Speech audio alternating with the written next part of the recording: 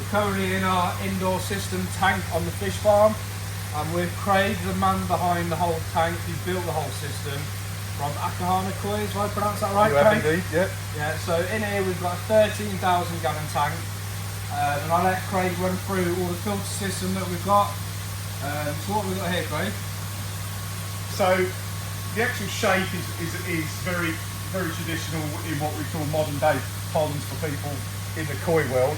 Obviously this is very different, it's for the carp, but the pond is a rectangular pond, roughly just over 5.5 foot deep in its deepest parts. And this has got 4 bottom drains. Normally we would put 6, but because you specifically want to feed sinking food, we decided to only put 4 and have a very gentle slope on this end to allow them to bottom feed as well. And to compensate for that, we ended up with 2 side drains and then 2 skimmers as well. So you're drawing water from all different heights, from different levels. It's all going into the filtration, which we can go around and show all of that as well. Yeah. So we've got 2 drum filters, 2 behaviour filters, 2 showers on there as well. Yeah. And how often will the 13,000 gallons be turned over and filtered? We're turning this over, this pond, purposely, roughly about every hour. You can slow that down, you can speed it up, but the amount of food that you're putting through, about an hour is right. So what you've got, there's a compromise on the contact time of the media to help to throwing too much water over there and the media not having enough time to take the ammonia out and turn it back to oxygen for you. So a compromise of turning this amount of water over every hour will give you the most pristine conditions for the carp. And we're growing these fish in hotter water temperatures compared to outdoors. So we've got this set now to 24 degrees all year round. In summer it may be a little bit hotter with this polytunnel, but we're doing that through an air source heat pump outside, aren't we? Yeah, so theoretically in the summer the air source won't work very hard. Yeah. In the winter it's going to work a lot harder. But the beauty of doing that is come the lower temperatures, you're not going to get major fluctuations in the temperature, which is more detrimental than anything, so just maintaining the temperature. But the ideal 23, 24 degrees, their metabolism will basically make the most of what you're feeding them. At lower temperatures, they would actually eat the same amount, but the body wouldn't use it. Yeah. So it's basically them being able to use exactly what you're feeding. And in terms of feeding the fish, we've got 4 feeders on here. May look like a little bit of overkill. We've got 2 pellet feeders, and what we've got here, this is to feed boilies, isn't it? So yeah, so this is what we just call a belt feeder.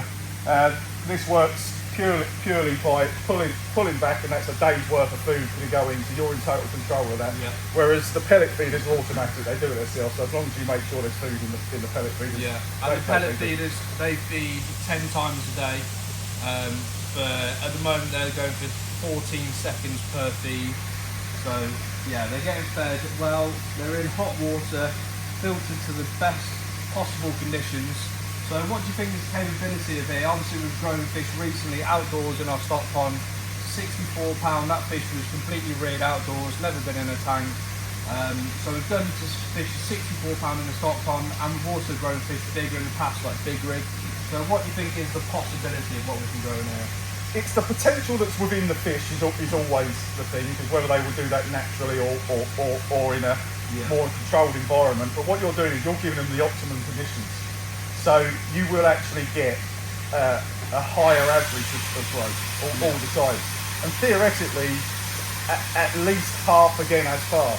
So if your 6-year-old fish were getting to 30 pound, they could easily be 40, 45 pounds with no problem, and pushing on way beyond that. Yeah, so we're going to be putting fish in this tank this winter to over 40 pounds, maybe mid 40s. We've already got fish that are fully scaled, mirrors to over 45. They're going to be going in the tank this winter, and we're probably going to be looking at getting them out around, hopefully, 60 pound, maybe a little bit bigger, do you think?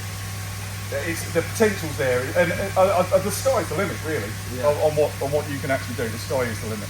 So hopefully we're going to be turning over around 20 fish every single year in here. They'll be between 40 and 60 pound when we get them out. Yeah.